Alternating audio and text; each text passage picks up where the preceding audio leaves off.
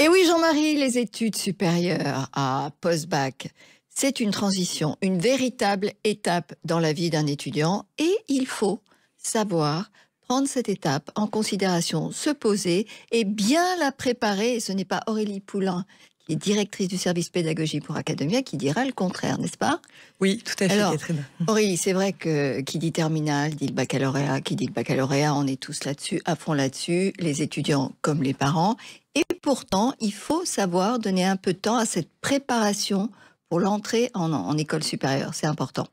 En effet, tout changement doit être anticipé, même si c'est un changement qui est choisi, qui est réjouissant. Il ne faut surtout pas minimiser l'impact que ça peut avoir et bien prendre en considération tous ces aspects et gérer cette transition. Parce que c'est vrai qu'en plus, il y a un changement parce qu'on rentre dans un autre format d'études, mais en plus de ça, on risque de devoir quitter le foyer familial. C'est un budget. Donc il y a vraiment tout un ensemble de choses à prendre en considération si on veut que cette étape soit sereine. Tout à fait. Bon. Alors, il y a des élèves, malheureusement, avec Parcoursup, qui n'auront pas leur choix. Qu'est-ce qu'on peut leur dire? Parce que j'imagine qu'ils le savent déjà. Qu'est-ce qu'on peut leur dire?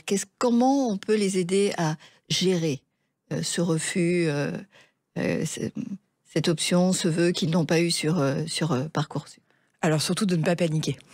Parce qu'il y a toujours des solutions. En réalité, si on veut se lancer dans des études, même si on n'a pas son vœu fétiche, numéro un, il y a des solutions. On peut refaire des vœux pendant le mois de juillet. On peut saisir aussi la commission d'accès à l'enseignement supérieur. Et pourquoi pas aussi regarder les formations hors Parcoursup. Quel pourcentage de chance on a quand on représente ses vœux au mois de juillet que ça aboutisse? On a des vraies chances parce qu'on peut faire de nouveaux vœux dans des formations dans lesquelles il reste des places.